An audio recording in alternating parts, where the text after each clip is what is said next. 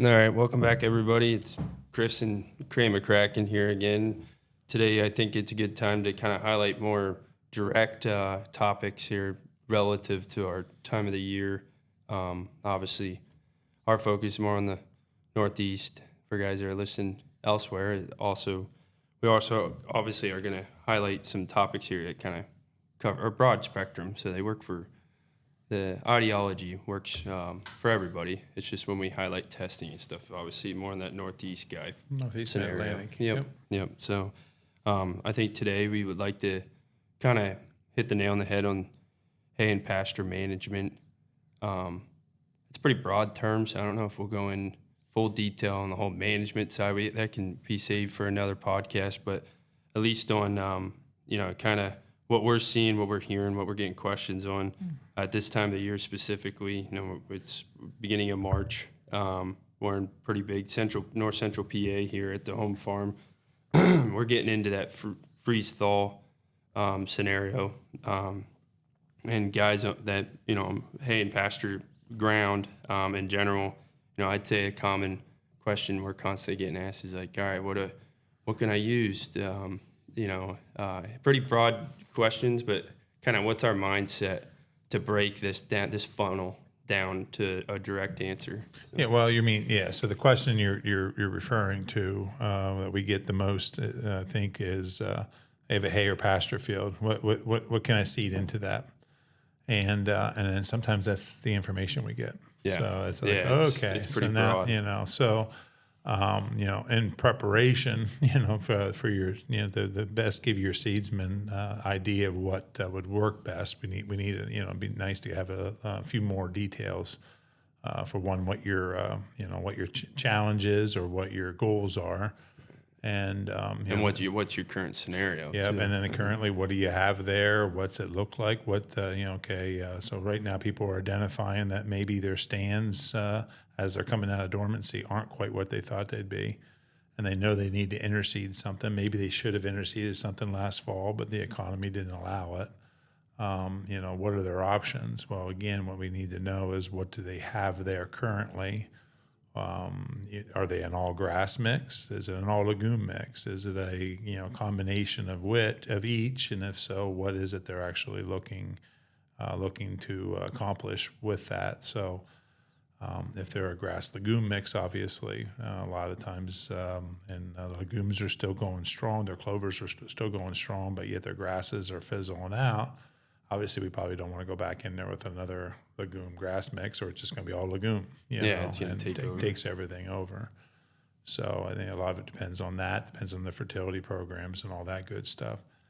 And in some cases, it's best to let that first cutting let it peter out, and then go in with a summer annual or a corn or something like that, and then rotate out of that and clean it up. Clean up the field over the summer, and then in the fall, do a good fall seeding. So if we broke it down, like I said, it's pretty broad. I look at it as a kind of you're funneling down, get the answers. But all right, we get the answer out of the guy. He has an old aged alfalfa stand.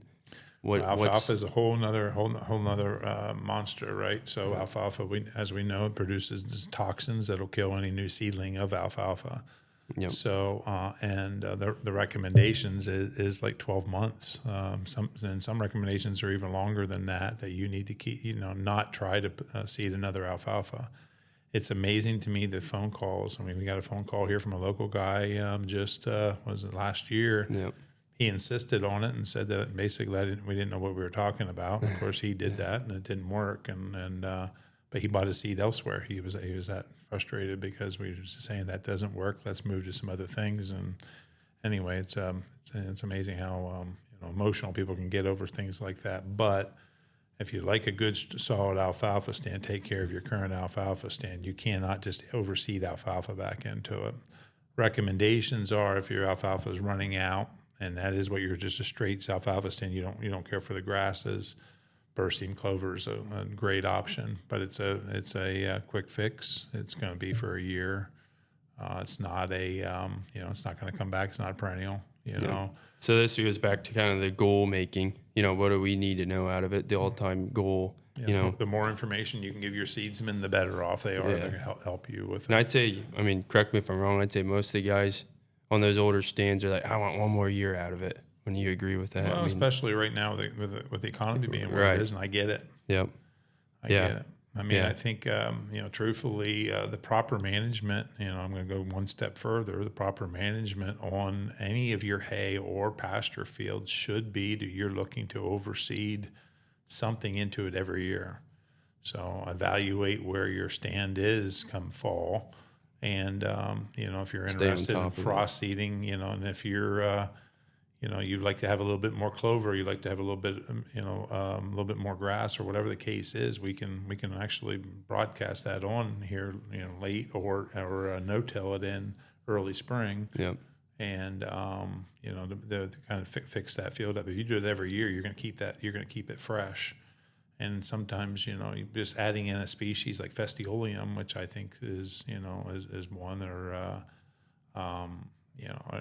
and things like that fescue, that are kind of a short lived, right? So the Festioliums generally are two to 3 years, living, and just to have something that's going to give you that quick jump, get you good quality and so forth. And then there's a number of other options out there. One, but that's one that just comes to mind. yeah. No, I think the general understanding, that most of the guys, hopefully, there more and more people start listening to these podcasts. But I'd say the hardest question back, and then obviously the interval in between, the miscommunication piece comes into factor on anything you talk about in any industry. But I think the biggest issue we have out of it is just asking the right or telling us all the information that you could possibly think of right up front, because we can make that plan. And there's no magic bullet, right? Right. So for us to say, okay, yeah, we have this custom mix that maybe, and that's just, we go back to that grass clovers mix, and we have a great grass clover mix. We have the beef mix and things like that. That's grass and clover. Great mixes for that initial seeding, but to just go in blindly and put them back into sprucing things up, I think it's a lot of times it's a waste of money. Yeah. You can save it just by going in with a species or two that you really need to bump up, and let the other ones continue to compete. Yeah. Now, as far as aged, so we talked a little bit there about alfalfa, but aged true grass stands. What's the biggest recommendation, I guess, to start this funneling that you would have back to these guys? Well, again, we need to know what they're looking to do, or striving to do. The current old stands that they have in there now. Are they just looking to spruce them up, or are they looking to rotate out? Is going to be a part of it. I think, as you mentioned, I think this year is going to be two methods, I think, of handling some of that. And I think one is doing exactly what we just talked about, is interseeding into some of these older stands to try to get with shorter lived, fast growing grasses or legumes, in order to get the tonnage for this year and the quality for this year. And then the other is, okay, I want to redo, or basically reestablish a new stand here. When's the best time? Usually the best time is, here we are in spring. We love selling seed, but usually the best time's in the fall. I like fall seedings, even up in the New York State and areas where you get more moisture.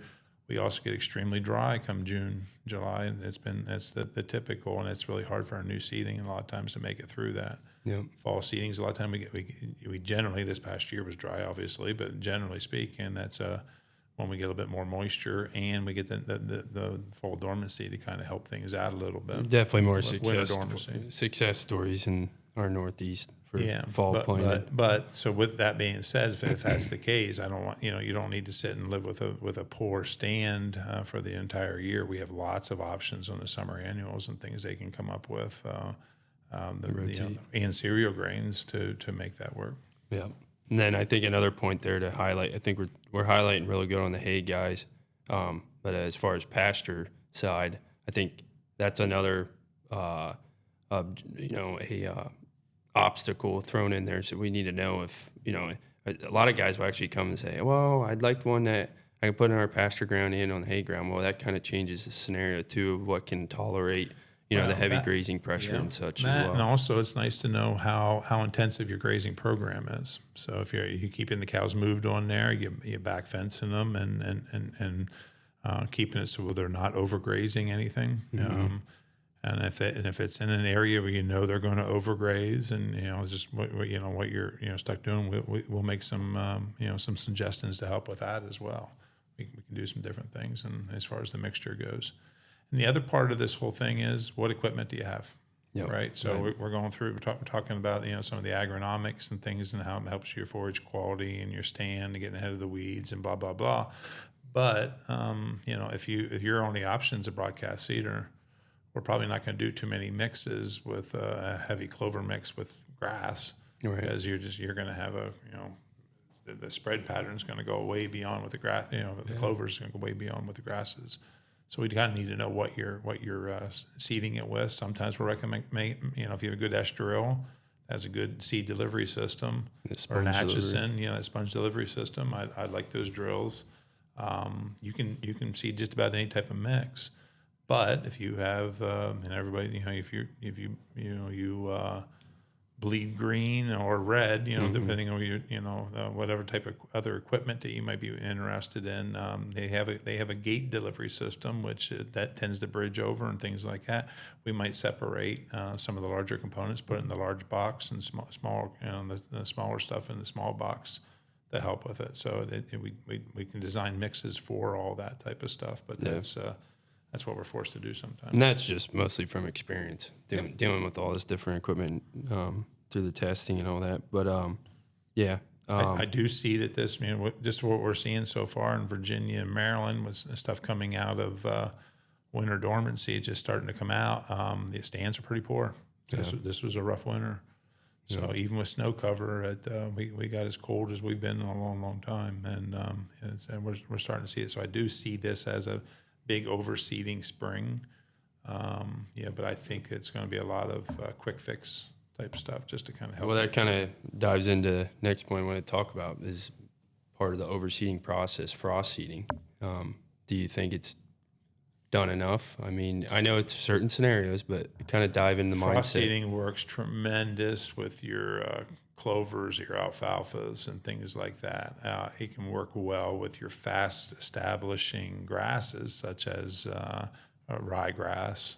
I generally don't recommend it with tall fescue. I don't recommend it with orchard grass, though people have done it and had success in doing it. It's just so there's more of a gray area with them as compared to those legumes. Yeah, because when you're talking about the grasses, the legumes are a nice, heavy, dense seed. It's easier for that to make good seed to soil contact. The grasses typically it's a lot lighter, fluffier. It gets hung up on debris and things like that. Never, a lot of times you don't get that seed to soil contact, and even when you do, it's laying on top of the ground. So now you get a root, sprout that comes out, and we get dry. Now that root sprout is exposed, and then we get dry, and that plant dies. A lot of times they're coming back to the seed companies and saying, "Hey, my seeding didn't work." Well, I'll bet you about 90% of the time that's usually what the problem is if they broadcasted it. Yeah, and that with the dryness, but so guys that are already doing the frost seeding mentality, they already have that mentality down. They really enjoy it. I think most of the guys we talk to, they might ask about grasses, but most of them kind of understand the legumes are kind of more of the push with the frost seeding side. But those guys that want to keep pushing it earlier and earlier and earlier, I think that you just hit the nail on the head. When it sprouts, when it starts its life cycle, then you get that killer frost. That's the concern that we have out of the frost seeding as well. Doing it too early, right, is more so in that aspect. Yeah, and then most times your seed's going to sit there and wait. We have guys that when we were selling seed in January, people putting it on the snow, because the nice part with that, you can see your pattern. You can see exactly what you're doing. It's kind of neat. You're putting it on the snow, but you're relying on the snow melt and things that they carry it to the soil. Honestly, and most times it works. Not all the time, but most times it works. it's a great way to set up your spreader and things, and actually know what's going on is when you do it that way. Yeah. But again, that's one of the challenges. And usually that seed will sit there and wait until the soil temperatures start to rise enough to where it'll sprout. But the scary part of it is sometimes if you get a late April freeze on new seeding, a lot of times you're gonna have to go and spruce that up. So as far as like you kind of already highlighted it, but as far as like a general cool season grass, you feel it's overlooked. I mean, across the board, but for our Northeast guys, but really I think it's across the board with I think there's a number of them, right? Yeah. So I think the most popular grasses, obviously in our area, it's timothy's and orchard grass. I think that tall fescue in a lot of cases is overlooked, and festiolium's definitely overlooked. So tall fescues can be like a curse word sometimes, especially if somebody has horses and things, and they read that how bad it is, and truthfully, it can be. There's a thing called an endophyte, and it's a fungus within the seed that creates ergovaline, which can cause the thickening of the placenta and lots of issues with for horses and cattle. It can create cattle. They can't control their temperatures and things like that, and hurts them on weight gains and things. And so that if you hear that, you think right away, oh, it's all tall fescue. No, it's the endophyte, and it's the endophyte itself. So ask for in the Northeast, we don't need to have an endophyte in our tall fescue. We're getting long living stands with just the endophyte free. So there's so ask for an endophyte free tall fescue. The only endophyte infected tall fescue that we use is Kentucky 31, which is the most popular on the forage side. Yeah. Yeah, well, it's also very popular on the turf side. Yeah, so turf. Turf. They try to keep the endophyte in it because the positive part with the endophyte is it actually helps agronomically. It's going to help on disease and help on drought tolerance and heat tolerance and so forth. Everything. Yeah. Yep. So that's tall fescue. That's tall fescue. Now festiolium is a cross between a fescue and a ryegrass, and it can be it's meadow fescue. Tall fescue. The looks of the different festioliums is across the board. I mean, there's so many of them out there. There's a whole spectrum on festioliums now that whether it's like you just mentioned, a meadow fescue crossed with an Italian ryegrass, or is it a tall fescue crossed with a perennial ryegrass, or an annual ryegrass. There's a whole different look and things like that that you can have with the festiolium. So be sure to make sure your seedsman actually knows what they have. Mm-hmm. The festioliums that we tend to use here for us are rapid growing, tall, erect types. There are some that are more prostate in growth. But knowing the background too, obviously, is going to change your forage quality as well. I'm not saying night and day difference, but I'm saying what it does is there's some that are better for grazing, some better for hay. Yeah. So I think that kind of goes with our mindset with everything, and that's the luxury of testing this stuff. But the interesting part with festioliums, when you're talking about that, it's not a long living perennial. So you typically get 2 good years out of it. By your 3rd year, especially if you get up to New York and you don't get good snow cover and things like that in the winter, usually by the 3rd year it disappears. But if you're doing that consistent, evaluating your fields, it's a great one that you can establish it really, really quick, and it's not that expensive. So it works for those guys overseeding. We like to use it in mixtures. That's right. Keep it a lower percentage, but where a percentage, it's still going to make a difference. It's going to help. Make something green fast. Yeah. Yep. I think those two are obviously. Well, I mean, we talk the same language with a lot of this stuff, but as far as what are you seeing? We see firsthand with a lot of other companies. I think a lot of guys, the easy button is to throw in, the typical grasses, but then when they want to add a new product in or add a filler into a mix, they'll throw a perennial ryegrass in. And we love perennial ryegrass. Certain types of perennial ryegrass, there's a difference too between the diploids and tetraploids. But as far as in general sense, when they throw them as fillers, I think one thing we're noticing. So this is a Northeast farmer talk, but is when they keep throwing them in, it works out great. But once again, we're in a Drury Northeast, and perennial ryegrass thrives. The challenge with perennial ryegrass in a pasture situation works great. I like it within a mix. I don't like it by itself. We've actually had challenges with it by itself. Yeah. Because the growth curve of the growth curve drops pretty drastically come summertime. Yep. But it's tremendous quality. I mean, your sugar levels and ryegrasses in general are the highest of the other cool season species, and digestible carbohydrates as well. But so in those pasture type situations, it works fantastic. The problem with it on hay, and it makes great quality hay, works good as a haylage. Try to make dry hay out of it, you're going to struggle. And it's waxy type leaves, and it is very hard to dry down. We have some challenges doing that. So typically, if it's going to be in a hay situation, if you look at a lot of the forage first mixes that we're promoting, they tend to put perennial ryegrass in, but that's kind of my But they do keep it at a little bit lower rate compared to others in the exactly industry. In the mix. So whenever they do that, they can be something on hay. Yeah. We typically through our program don't put it in the hay mixes at all, but that's a preference. Well, and you see it on the turf side too. In general, I mean, it's more disease prone than a lot of the newer genetics on a lot of these other improved. They're getting better, but you'll tend that's where you'll see your rust and things like that. Yeah. So, I think they're kind of the points I want to highlight on this this podcast here. I think we hit the nail on the head at kind of the mindset. We'd like guys to kind of think this way ahead of time. Number one, well, and then when you're given the information to your seedsman in regards to what what you're interested in, we also need to know how your ground sits.